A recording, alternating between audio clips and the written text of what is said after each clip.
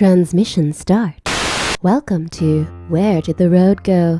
Join us as we wander off the path and explore lost history, consciousness, the paranormal, unexplained mysteries, alternative thought, and much more. We are present on the web at wheredidtheroadgo.com. Now here is your host, Soraya. Welcome to this week's show. Tonight we're going to be talking with Gordon White, and this is one of two parts. If you're a Patreon, you're going to get the second part right away. Michael Hughes helps me with this interview, and I always love talking to Gordon. He's so well-versed in such a variety of topics. He's the host of a podcast called Rune Soup that deals with magic and culture. So check that out, and I also just posted a rare Patreon-only show, like a full show, and the only reason we really can't air it as a public show, so if you're a Patreon, you got our show on Altered States. That was done the same night we did the Christianity and the occult show, and Rosian kind of ran that one a little bit too, and it was a very interesting discussion. If you want to become a patron, go to whereattheroadgo.com. In the corner, you can see a link for Patreon. It's $3 a month, so it helps us out greatly. If you want to support the show, if you like the show, of course, if you don't want to become a patron and you want to help us out, just spread the word. It's always appreciated. Thank you for everyone who listens, and here's part one of the conversation with Gordon. Welcome to Where Did the Road Go? And I am joined today with by Michael Hughes. And hey there. We are talking tonight with Gordon White of the Rune Soup podcast. And thank you. Hello. This is two of my favorite podcasts rolled into one, so I'm very excited. It's like my chocolate meeting peanut butter. Well, that's very efficient. Now, Gordon, you have a book out, your most recent book. I don't want to say it's new, because it came out end of last July, right? Yep. And this is called Pieces of Eight, and it's basically a collection of essays, right? It is. It's a look at the a few dozen areas in contemporary magic, and in particular contemporary chaos magic, and deciding whether they need to be viewed again or updated from a position perspective in some way, given that chaos magic has grown in popularity, but potentially not grown in understanding as it's grown in popularity. Okay. For people who are not familiar, can you kind of define what chaos magic is and what it's not? Yeah, absolutely. So chaos magic emerged out of some iconoclastic magical experimentation in Britain in the mid-80s, principally the work of Ray Sherwin and Pete Carroll.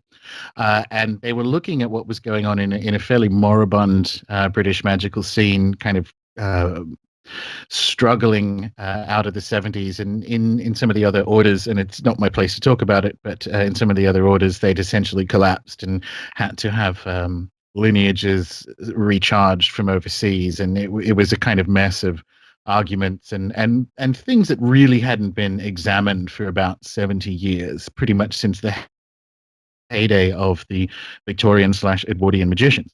So they started experimenting with different methods and ways of breaking and jailbreaking Western magic, and principally that had to do with working out practices that finding the edges of practice. So working out what you could do if it was an Apollonian rite. Can you use Superman? Can you? And a famous one in Pete's book is mapping the cast of Rocky Horror onto the sort of Christian appropriated Kabbalistic tree of life, and all this kind of stuff to just kind of mess with it and see where the edges of it are. And its name emerged because the other thing that was happening conceptually in the 80s was the rise of complexity theory and specifically chaos mathematics. So Pete said that he basically had read James Glayake's book Chaos, and that's where the name of it came from. Now this was this proved to be quite popular. So his original books were self-published in the UK, and then they were picked up by a US publisher, and it started to kind of grow. And it grew just at the time that desktop publishing and sort of BBS systems were turning into the early days of the internet. And so it got very caught up in the in that digital utopianism of identity expression and information wanting to be free and all the kind of fun stuff that we remember. And I certainly got caught up in it. And that was quite a good decade for it to happen culturally, because you had comics like The Invisibles, and you had The Fifth Element and The Matrix, and you had The X-Files, and even at the beginning of it, you even had Twin Peaks. And so the newsphere was very amenable to this amorphous, barely digital experimentation and communication. Now, that hadn't really that had been retained, I guess, as people's conception of chaos magic, even though it's not where it was formed, it's just where it grew in popularity. And its position, and there's a failing on both sides here. There's a failing on people who aren't involved in chaos magic to view it that way, but there's a failing from within chaos magic to kind of look at it and realize, well, this is no longer reflective of the core principles of chaos magic. And the main one, and it's its blessing and its curse, is an emphasis on getting results. So you can't, and more particularly, you cannot justify your failures. And that's quite harsh. It's good, but it's harsh. And it's also necessarily limiting. It kind of hives off the mysticism that magic, and particularly failures in magic, will coat themselves in. But, some of that has some benefit. And so it's its blessing and its curse. And the kind of point of Pieces of Eight was to look back at the story of chaos magic and the areas of wider magic in which it has an opinion, and see which positions still hold. Okay. Which positions still do hold? That's a good question, I think. I think the emphasis on results remains, and I think the interest in, and this is the big change. So if you look at it, but it's an evolution rather than, so it's a qualitative rather than quantitative change. If you look underneath the interest in, say, complexity theory and chaos mathematics in the 80s, what you're essentially looking at, and it's the same thing as results, you're essentially looking at a data-led worldview. And bearing in mind, and that I think still holds today. And one of the biggest sort of changes is the data sets. I mean, what the show's about. The data sets in 2017 are very different, particularly when it comes to psi phenomena and so on, to the data sets in the 80s. But the underlying idea, which is if you have data, build on it, but also know the limitations of data. So that's a big one. And one of the necessary implications of that, and that sort of analysis of new data sets, is a look back on some of the experimentations that happened in the 90s, like, can you use Superman in place of Apollo?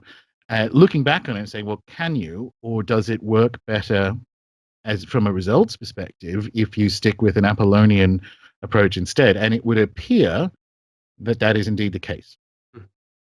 Now, why is that the case? You've said that, if you replace Apollo with Superman, you still get some results, but not anywhere near as good. Could that be because in like the deeper part of our mind, we realize that Superman is fictional, whereas Apollo might resonate with a deeper, more mythological sort of thing with us being older? Well, it could, but then the words that require further definition there that you've just said are mind and fiction and mythology. So, and actually, this is one of the sort of shortcomings, I would say, of the kind of Pete Carroll approach, and he acknowledges this.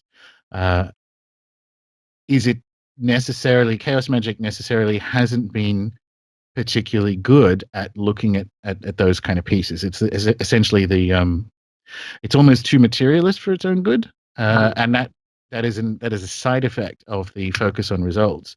But if you look at those three terms and give them further definition, then you're in a really interesting area, because, again, returning to one of the core differences between today and, say, the 80s, is the data we have around the impact of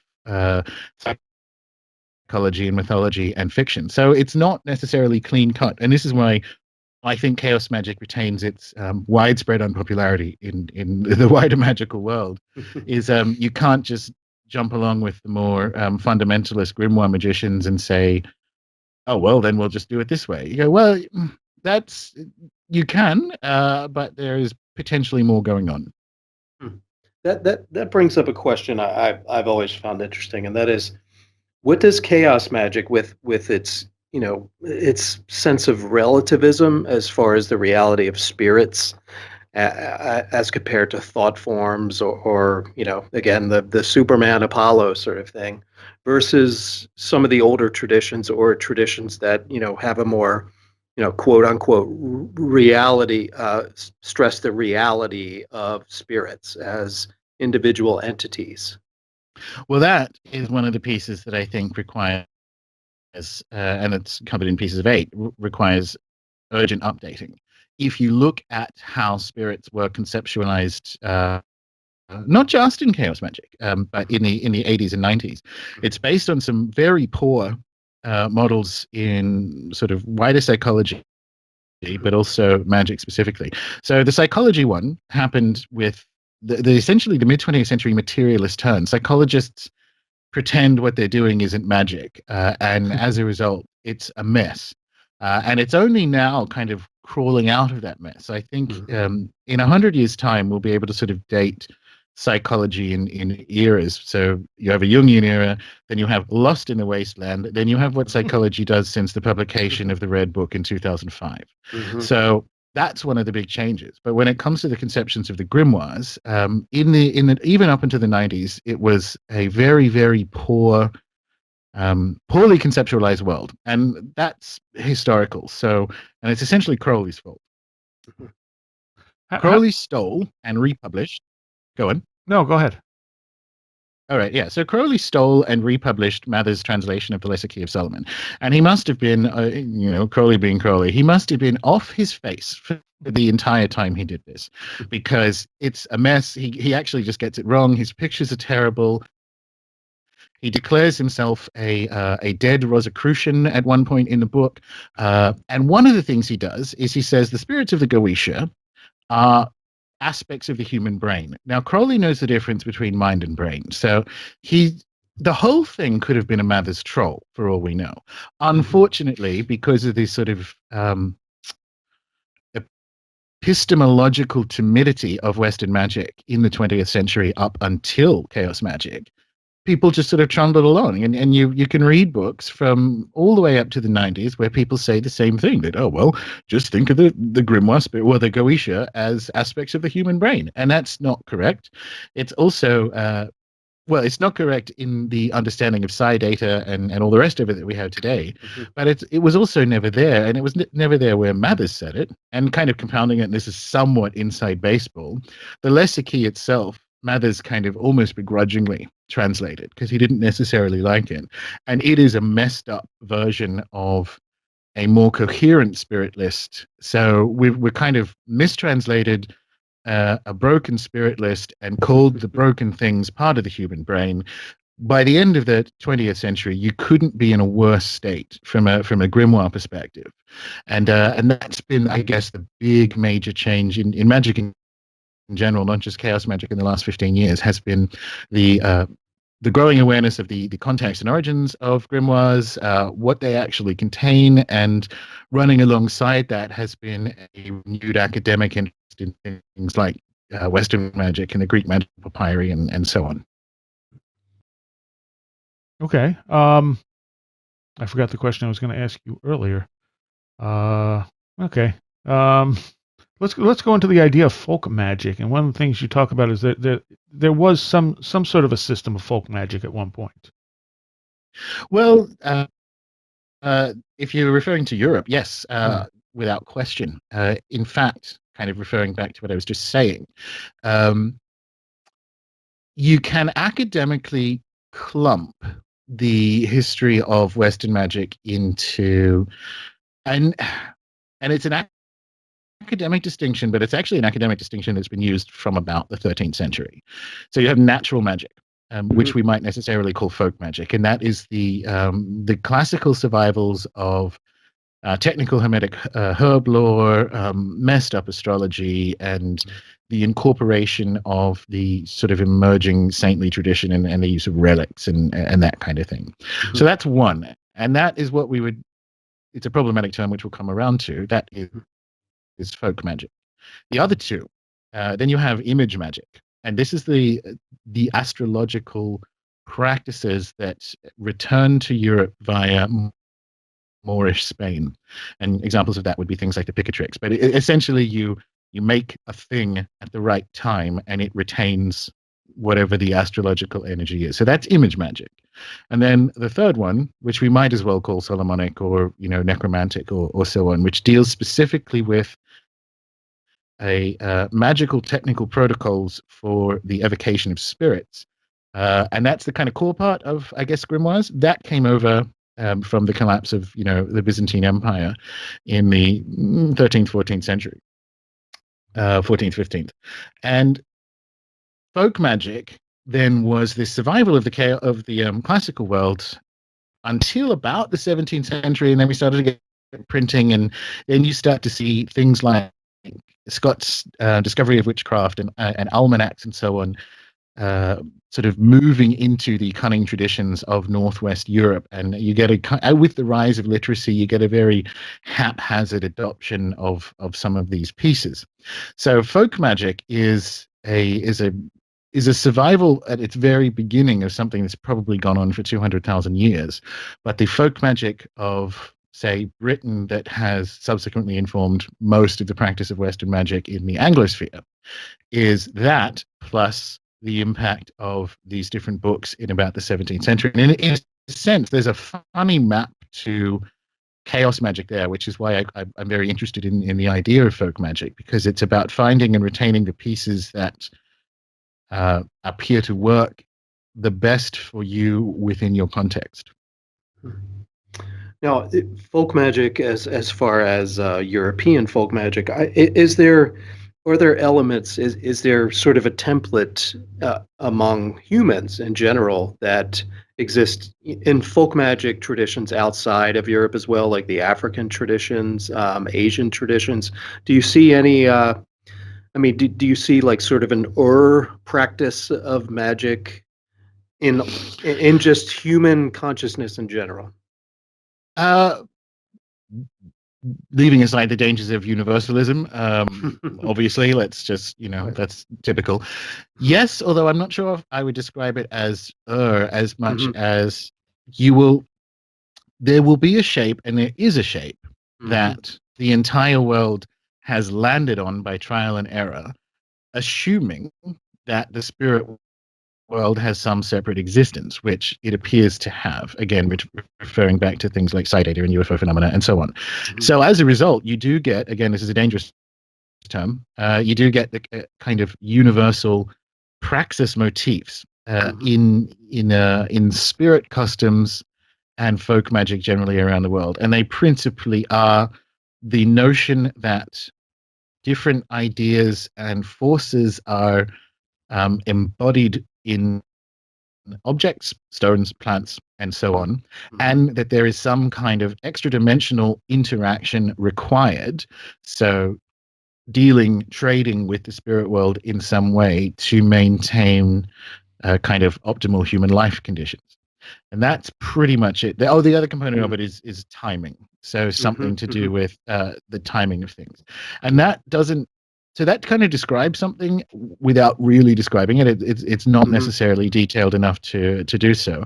But you won't find anywhere on the planet where those aren't the sort of cornerstones of how we experience and interact with I guess, the wider universe.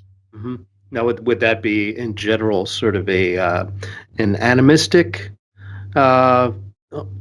something animistic ideas underlying most traditional folk magic practices? Do you think we could kind of isolate it to animism or no? Yeah. I think we should, and I also think we should, because the term itself, there's a sort of sense of rehaunting the academy in doing it, because the term animism isn't actually applied to animistic cultures by themselves. It emerges from a high imperial materialist worldview, and it was essentially emerged as a way of kind of explaining why brown people are so dumb, basically, is where it came from. And so Taylor who was a sort of early anthropologist who first coined the term, decided it was because they couldn't tell the difference between their dreams and reality. Mm-hmm. Now, there is something really delightful and almost empowering about rehaunting that word, because he was an unashamed imperialist and materialist and rationalist and all these things. And if you look at how the more competent parts of the academy are using animism as a term now, it's better described as the extension of personhood to non-humans. Now, that is a really profound way of thinking about it, because it doesn't necessarily make objective spirit truth claims about things. So a river or a mountain range or a tree or collection of trees is granted the status of personhood within these cultures. And that means you're dealing with a way of experiencing the world that is relational. And in that sense, in that definition of animism, it absolutely underpins, on a universal basis, it underpins this sort of practice of folk magic. Beyond that, you start to, wherever you are around the world, you start to get versions of almost like platonic splits. So is the tree a spirit, or does it have a spirit? Well, it depends where you are in the world to have that. But at that baseline, this extension of personhood is fundamentally a component of magic, because from that tumbles the idea of sacred objects and sacred stones and the use of plants, and crucially how you relate to these objects rather than extract and use them. Mm-hmm. How do we know that these things are actual other spirits or some kind of other to us and not some projection from us? Well, we don't. Okay. Is a good way of thinking about it. There is the modern. So this idea of animism that I just described is half based on a kind of experiential formulation. So if you practice magic, you kind of end up there. But the other half of it is, this is a better way of living in the world than the kind of Cartesian split naturalism that we have today, and from that has fallen many, many sins. So there's a part of it that is deliberately, and this is kind of why I use the word haunting the academy. There's a part of it that's quite deliberate, which is we deliberately adopt a belief system that is a better match for not only the experience of magic, but it's probably a better way of living in the world. So that's the first bit. Mm-hmm. The other part is what I think is particularly maybe the most interesting philosophical turn in the 20th century was around your kind of around the existential turn, where people are looking at what impact human consciousness has on the formulation of reality, and where meaning is located, if it's something that is kind of projected out of us or if it is inherent in the wider universe. And sitting in the middle there is this kind of exciting philosophical tension, because I think in both cases it's all internal as a lazy solve, and it's all external as a lazy solve, and there's something in the middle, which is there's something to do with our experience of reality, reaches out and finds meaning, but that process is kind of in some sense crucial to the universe. And you see how it fits very nicely with the extension of personhood to non-humans. When you put those two things together, you're kind of halfway to a really nice conception of the universe as an evolving organism existing to experience itself. And that, I think, is a very pleasant universe to live in. Mm-hmm. Okay. All right. Well, that's fair enough. How would you define magic in general? Yeah, magic, and if we're talking about practical enchantment, magic is a culture-specific way of describing the various practices and culture effects that are implied by UFO data and sci phenomena and so on. So wherever you are around the world, you have different ways of describing essentially some highly conserved human relational capacities.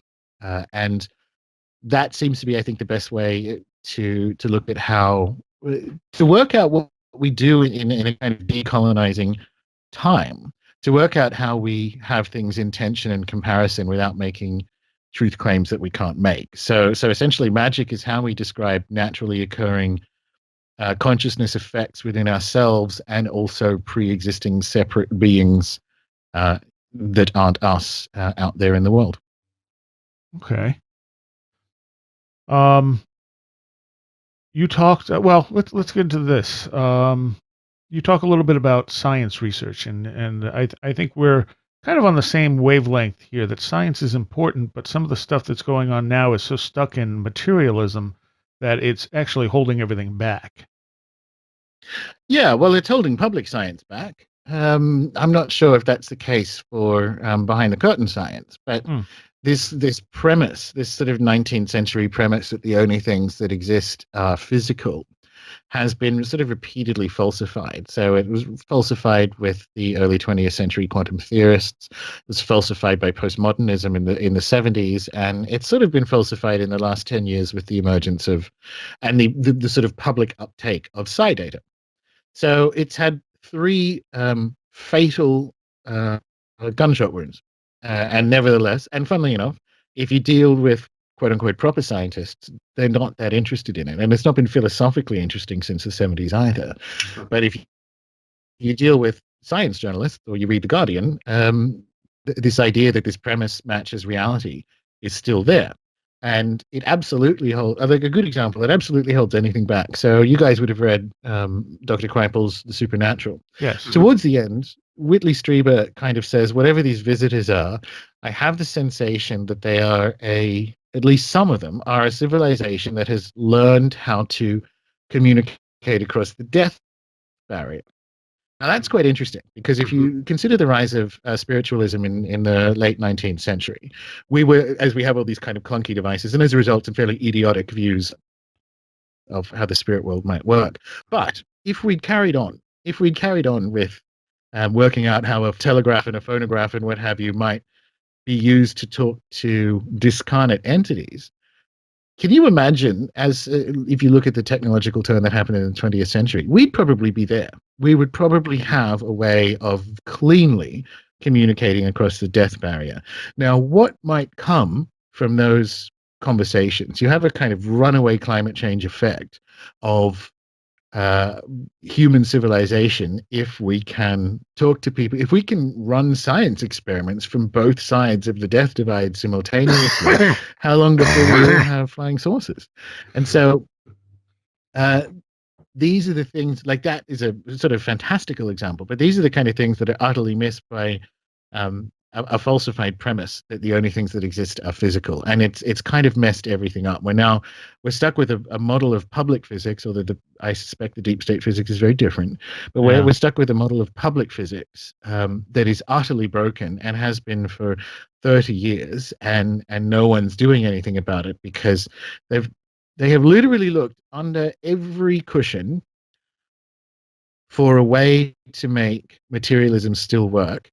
And now we're here with the unfalsifiable string theory that they're just kind of pulling further and further away from evidential results because they can't. If it's wrong, the whole thing is wrong, and that apparently they can't stand. Well, that's kind of the issue with the Big Bang Theory as well. Yeah, of course. Right. I mean, that was invented by a Catholic priest based on Babylonian mythology as a kind of attempt to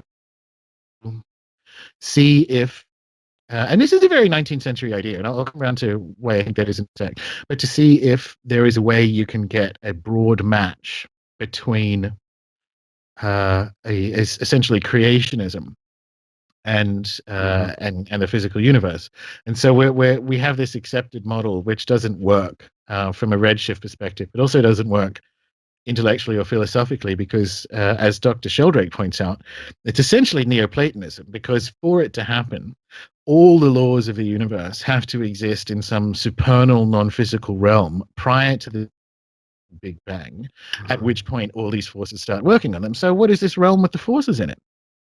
Yeah. And it doesn't match. It doesn't match at all. But nevertheless, it's the least worst one they have, because if you actually, and this is something I delight in doing in the 21st century, if you bundle up all the anomalies in physics and biology and psi research and so on, you're stuck with a really fun, haunted living universe.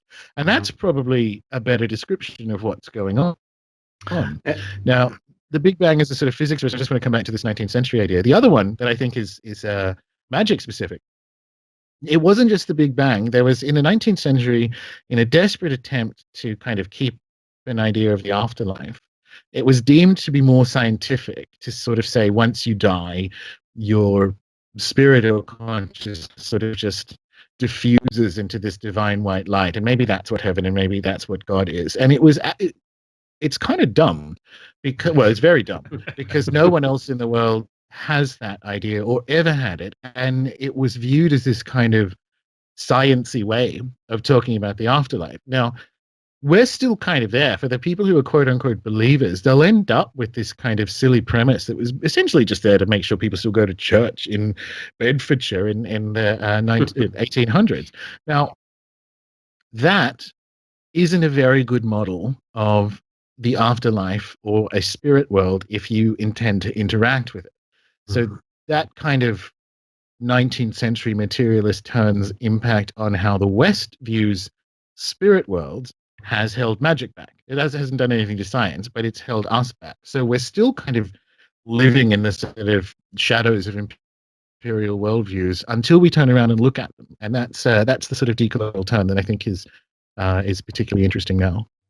It also, that idea of that sort of nebulous afterlife is contradicted by personal experience of so many people. So, it's one of those things, do you believe your own experiences? Which, so many people, when you get them talking, talk about, apparitions, visitations from the dead, communications, messages, that sort of thing that implies, very much a personal sort of afterlife rather than, the amorphous return to the source kind of thing. There isn't a single NDE that matches that. There isn't a single one. The afterlife, as experienced in after-death research, is never that. Not once has it been that. It has been somewhere that actually has landscape and separate beings and so on. And there isn't a single example of it. And I know people might want to jump up and say, oh, what about Buddhism? Funnily enough, if you think that about the Buddhist between realms, then you don't really understand Buddhism. You understand the 19th century understanding of Buddhism, because it's a very crowded place between those incarnations. So literally nowhere has this amorphous white light thing. So even for people who are prepared to explore magic as a way of understanding themselves and the world, if they don't look at where their ideas come from, and Chaos Magic's very good at this, if they don't look at where their ideas come from, they're going to struggle with it. And then there's the reincarnation aspects of Buddhism, which sort of negates that whole idea too. And I listened to your show with Leslie Kane, which was fantastic, and so it's even contradicted in Buddhism. So, like you said, yeah. So last year I had Jack Hunter on, who's a UK academic, and he's very interested in Charles Fort. And Fort decided we were in the dominant of witchcraft. So instead of eons, he uses dominant. And he says, this is the kind of worldview that's emerging now. And obviously I adore that as an idea. But it's also probably quite prescient, because this bundling up that I know we'd like to do, and I absolutely delight in the bundling up of the anomalous. The world, the universe is crazy, like in a good sense. It is this sort of chaotic coming and going of different beings, human and otherwise, with different capacities, relating and interrelating, and it just looks like the dominant of witchcraft. If you're trying to find a coherent model of how, and I mean that as a model, I don't mean like, haha, we found the answer. I mean, if you're looking for a coherent model, it has to look like that. It has to look like some kind of, I cheekily last year called it space shamanism, but it kind of has to look like that. And we are talking with Gordon White, for anyone who is just tuning in. Your podcast is Rune Soup, and we're talking about your new book, pieces of 8. And I want to jump back to the Buddhism thing again, but despite all the reincarnation and stuff, isn't the ultimate goal in Buddhism to achieve sort of that nirvana, which is sort of a ultimate nothingness, uniting with the source? Potentially, that does appear to be what I've never found it. And speaking of Crowley, Crowley said or wrote once that the Buddha should have known better.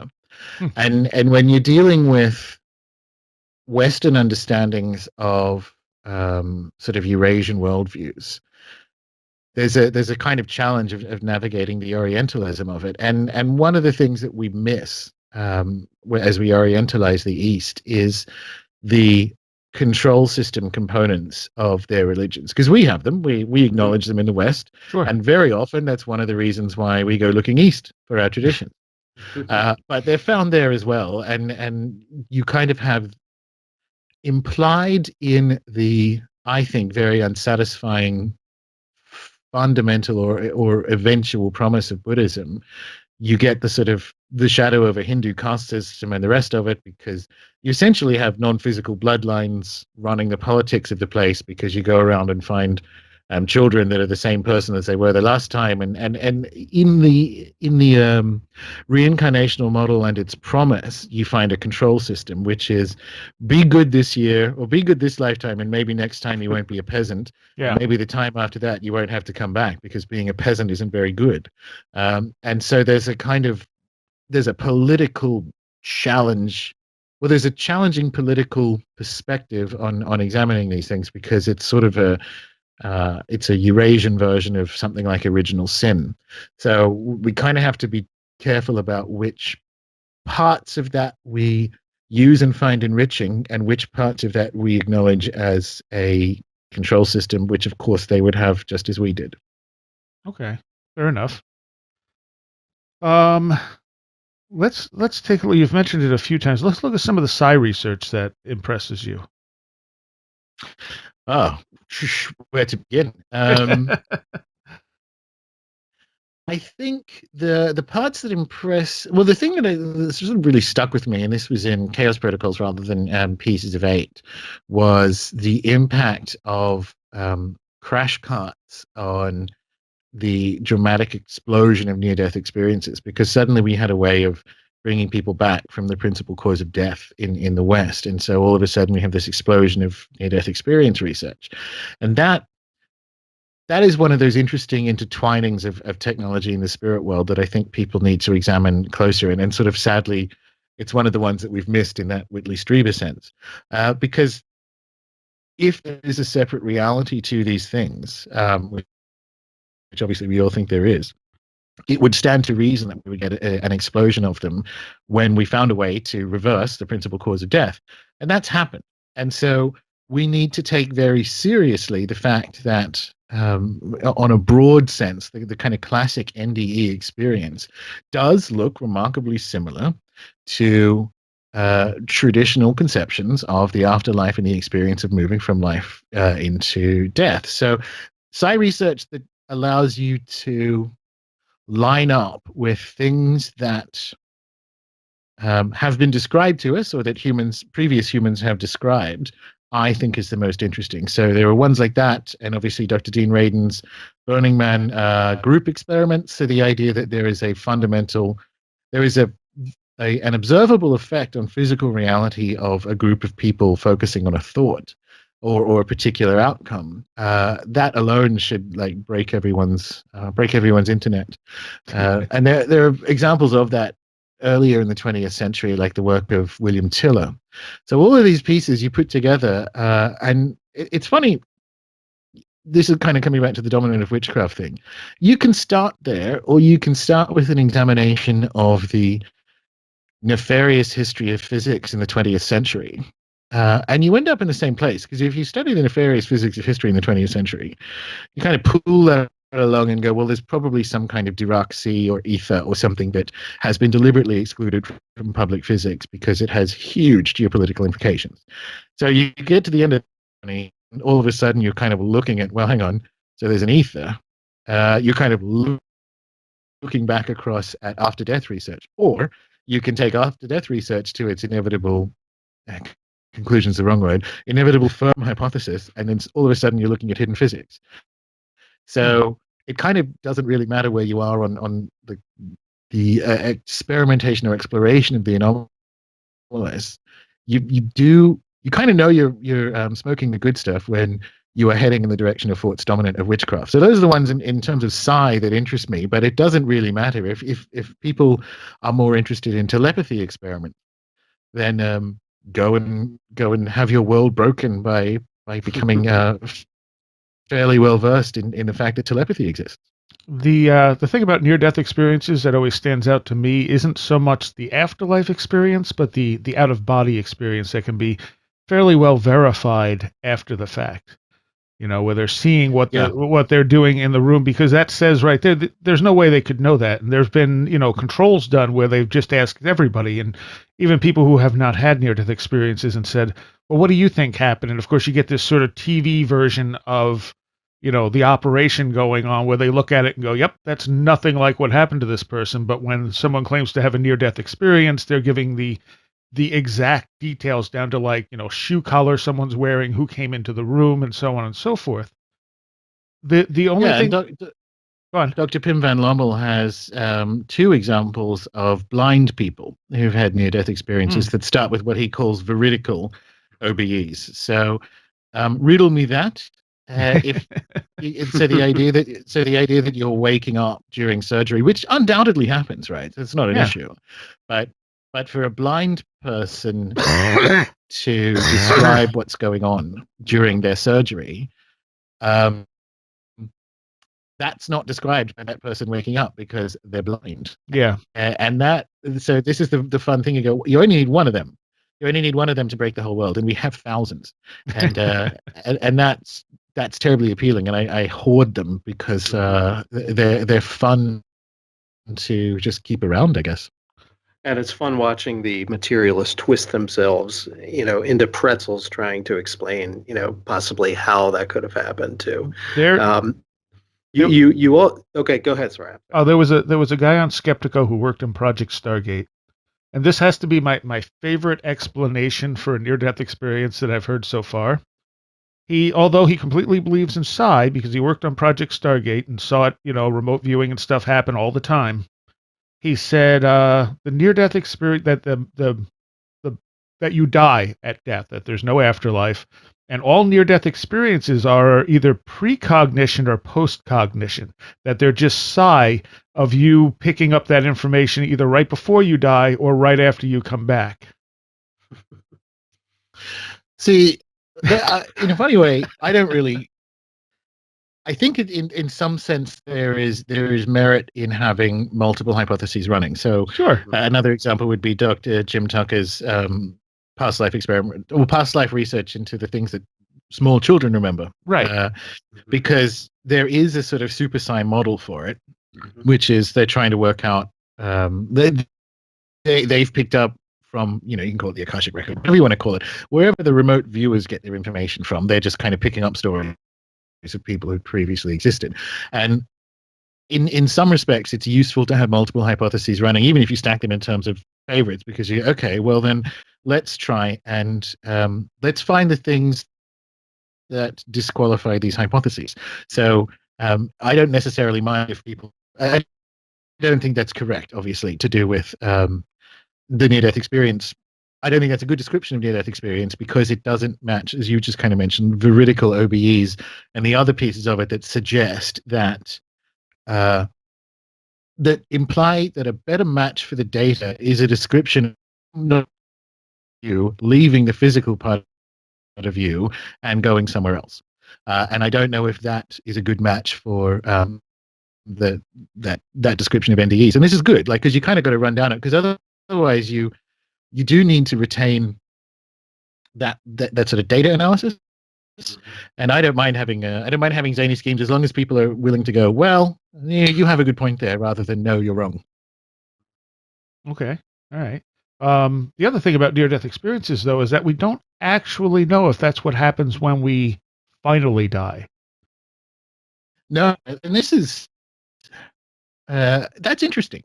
It's interesting to me that it's not universal, as in terms of the people who have been clinically dead and come back. Now, it's a hugely traumatic experience, so obviously that might be part of it, but it's Yeah. nevertheless interesting that not everyone has them, and that was something Dr. Pin van Lommel worked out, like wondered about when he was doing his research in the Low Countries, and I don't know, one of the things that I talked to Leslie Kane about that I liked is that the highest percentage experience of something to do with death, after death, and so on, is what are called ELEs, or the end of life experience. So, and that's approaching a little bit over 60% of people who are dying but retain some capacity to sort of speak.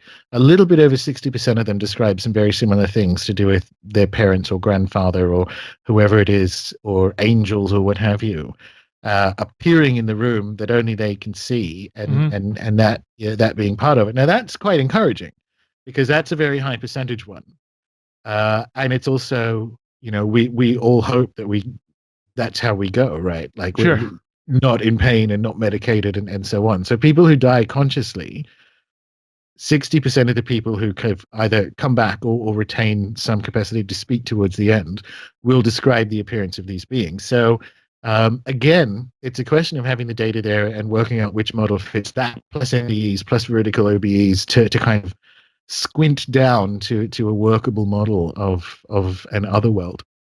Plus, peak and Darien experiences, mediumship, and that adds another layer to it. No, absolutely, and it really depends on which one, as an initial area of research, you feel either most interested in or most comfortable exploring, because you'll get to the end of it, and it's kind of like with the hidden physics. You get to the end of it, and then the wrap up, and you'll be like, well, goodness, I'm in a much bigger world now. There's also the connections that, like Dr. Ring had pointed out, between the near-death experience and the UFO experience.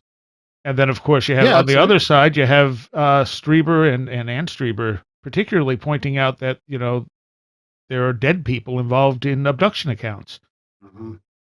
Very commonly. And we'll call that, like, that's maybe not freshman after death research. You kind of want to wait for year 2 for that, but it necessarily implies something in that fort dominant of witchcraft sense about, and for me personally, I think it's it's the least.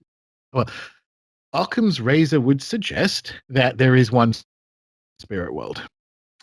Rather than multiplying unnecessarily to, like, and this is the one the humans go to, and this is what's over here, and so on, because you do get a blending of accounts, and I think people end up there. This is where Fort ended up, frankly. I think people end up there conceptually, depending on where it is they actually start. But usually, you kind of want to begin with people saying, "Well, Grandma's going to come and get you when you die. Here's my proof, or here's my evidence," and then let them chew on that, and then by next year they're out here with us. I had a question about the dominant of witchcraft, which I love as a descriptor of sort of the age we're in, or entering, or moving more deeply into. How much of that do you think is being ushered in by something you also talk about a lot, which is really the failure of materialistic science when we look at replicability? And I work with a lot of scientists, and it seems so many of them are hesitant to really even go near that, I guess, Bigfoot in the room, or whatever you might want to call it. That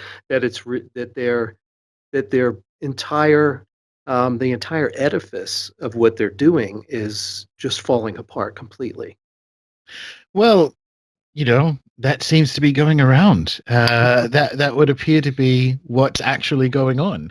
We're at a stage, an archonic interregnum, where the former descriptions of reality have collapsed or are collapsing, and it's a question of how you individually navigate that, because that is a big part of it. And historically, if you look at cultural collapses, they are populated by fortune tellers and witches and wizards and so on. That's literally, as I kind of hinted at earlier, that's how we got this sort of Solomonic grimoires in Europe, was because the Byzantine Empire collapsed, and you have all these Greek scholars and their texts showing up in Italy. You had the same thing at the collapse of Rome, and it's interesting that it's literally never been more popular in the West than now. And I mean that on an absolute numbers basis. There's never been more people openly practicing magic in 2017 than ever, because there are more people. It's a big factor. Sure. But on a nominal basis, there are more practicing magicians now than ever before. That's interesting, given, as you just sort of mentioned, Michael, the old, not even old, the previous and previously presumed to be solid foundations of a shared worldview are anything but solid. Okay. Let's see. There's a couple of bigger questions I want to get to. Let's cover this real quick. What do you feel the importance of mythology is? The hero's quest and all of that. I think that's a good question. If you don't engage with it, if you don't engage with it so if you don't hero's quest for your own hero's quest, you inherit one. You inherit whatever's lying around in popular culture and fed to you through television and the internet and so on, and they're not very good. The ones that are on offer, if you don't go and get them, are quite low nutrition from I guess a psychological perspective. And what's probably interesting about that, and I kind of have a C.S. Lewis quote in Pieces of Eight, which is him sort of saying that when it comes to mythology and the unconscious and so on, where your unconscious is sort of at the edge of like an outcropping, and beyond it is this kind of sea of what is actually the universe. So I don't know how it all works yet, but you have an ether or a Dirac sea or something in a physics sense, and we have a spirit world, and we have these stories that are very old. I mean, Starships is about kind of tracking where the general shape of particularly magical, but in a broad sense, Western cultural mythologies may have emerged from. But even further than that back, like Jung said, people don't have ideas, but ideas have people. So these shapes could be 20 million years old. Like I can trace them back 20,000 years, 50,000 years, what have you. But they could be 20 million years old, but they just didn't have people to express in. And that's quite interesting. And there is something very profound about sort of asserting sovereignty over experience of mythology as it transforms your life, which it does, that suggests it says something about your role in life. It says something about what you are a physical being at this point in time to do. And so you can't not do it. Your physical existence is the shape of a hero's quest.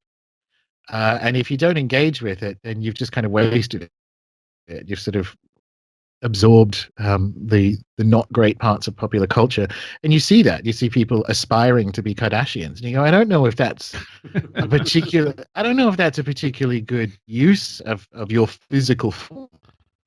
Yeah. Especially as there's no difference in effort in exploring what is that has like a wider beneficial uplift. So for me, mythology is kind of the stories that shape physical existence, and probably non-physical, and we don't know where they came from. And there's something about exploring it that means you can't not explore philosophy and wider sort of speculating about the universe. And that, again, weirdly enough, coming back to the sort of chaos magic turn, that's the kind of stuff in an understanding of psychology and comparative mythology wasn't really there in the 80s. Quite rightly, they'd gotten rid of this sort of high imperial version of comparative mythology, which is everything descended from a culture that we liked and found its fullest expression in white European culture. So that was destroyed by postmodernism, and rightly so. in the 70s. But that means in the 80s there's this whole, well, nothing connects to anything else, and that's also not true. So we're kind of we have the opportunity now to compare things in a way that, as long as it's done consciously, can be done in a kind of decolonizing, or as decolonizing as possible way. And there's gold in them, there hills. So that's mythology seems to be where it's at right now, and I think that's a positive turn. It's also never been. We've never had the option to explore so many mythologies too, which I find interesting. Reading. I think what I recall reading an article about bronies who are creating tulpas of, they're my favorite pony characters and stuff like that. So has postmodernity really, I mean, has it just kind of, exploded, vomited out, all of these, mythologies? Do you think maybe people are getting a little too lost? Is there value in looking to, established traditions and working established traditions versus, going, off into the stratosphere of like these kind of pop mythologies? Probably because it works better. So I don't think I have a lot of respect for postmodernism because it destroyed a lot of these unexamined imperial motifs. But it's not a very good descriptive worldview. It brings the sword rather than the plowshare, and as I said, rightly so, because a lot of things needed to be destroyed conceptually. But we're now in a postmodernist world, and weirdly, this is expressed in troubling and devolved forms politically, but it's because it's the dominant of witchcraft, there has to be, or at least I hope there is, a way of looking at in an era of kind of infinite narrative. And hopefully this is the kind of decolonizing thing. And hopefully in an era where we can look at these things with minimized, racial and cultural implications, there has to be a way of determining which ones are almost objectively better, which ones are richer, which ones are deeper, which ones have uh, a greater kind of narrative taste to them than the ones that are on offer. And that is the challenge of today. And I actually think it's broadly positive that things like mythology and folklore are as popular as they are. I'm not happy with, obviously I'm not happy with uh the sort of mutated political versions of it, but I'm also not that happy with how some of it's expressed online. But it's early days. This is the only thing people know how to do. So at least they're interested in it, and we'll see what it looks like in 20 years' time. But it's the story of today. It's actually the story of how do I look back culturally on an individual basis at what my culture has to offer and what other cultures have to offer, and how do they exist in tension and dialogue to have this sort of more enriching experience of each other in the world. It's that relational thing.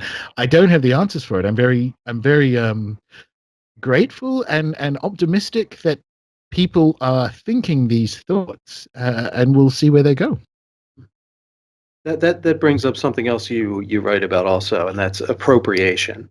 Again, a very sticky, a very big topic, but I love to hear what you think about, like, how do we remain aware of what is appropriation versus picking up something from a culture or a magical tradition, or a philosophical system, and using it without crossing that particular line. We it's two discussions. The first one is specifically in magic. Two things are in play. So I had years ago, maybe a decade ago, I sort of put this heuristic up on the blog, which was do not go further into another culture's magical practice than the lay people in that culture go. So don't declare yourself a mumbo, but you can. Nothing is stopping you from using. There should be nothing stopping you from using the publicly available, commonly understood charms that exist within, say, a Haitian voodoo context. And by publicly available, commonly understood, I mean the same way we do salt over the shoulder. So because this culture is its own thing and it is allowed to interact with the rest of the world, that should be fine. But don't call yourself a mumbo. So there's on a specifically magical level, there's that. But the other part of it is, and this is a post that I was quite proud of, but no one else seemed to care about. Again, this is about 4 years ago, maybe. Tapu has its own teeth, which is these things are real, and they will squish you if you do them wrong. And so, whilst I say here's a good heuristic, don't go further into a culture than the lay people practice within that culture. If you do, one, you're just, I was about to swear again, sorry, Soraya, but if you do, you're a bad word, but also you'll probably get squished. And so in some respects, I'm like, yeah, go for it. You know, go and pretend you are all these things that you aren't, and let me know how that works out. So magic as a subset of culture has sort of its own guidelines for appropriation. And I think those are the only two, because magic itself is polyvalent. It's already a polyglot.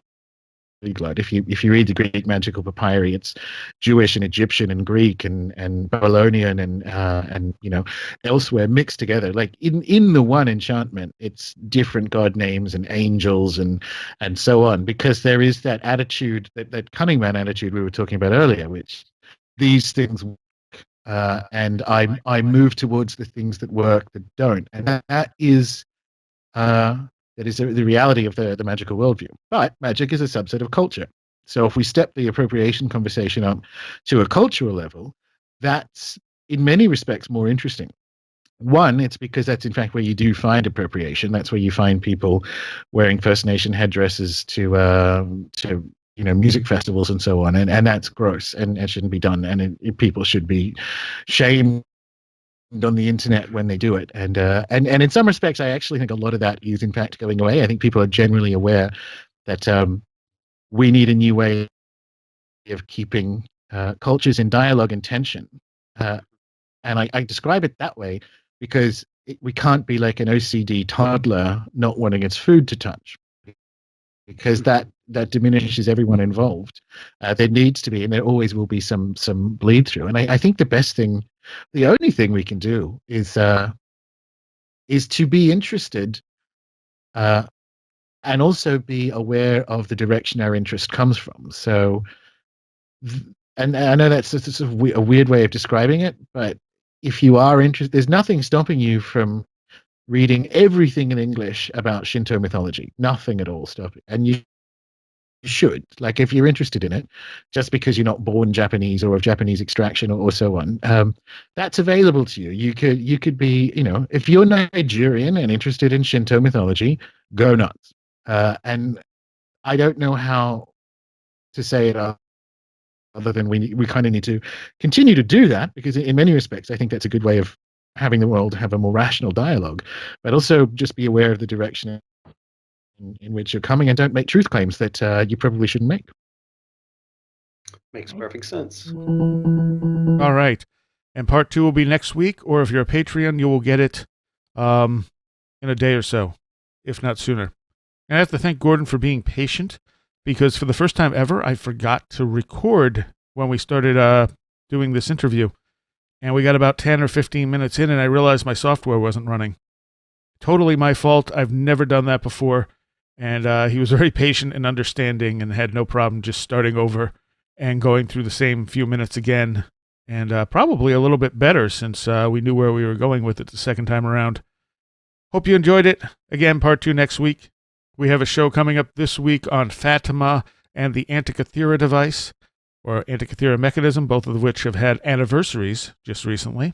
So follow us on Facebook, join the Facebook group. We're on Twitter, and of course, www.where'dtheroadgo.com.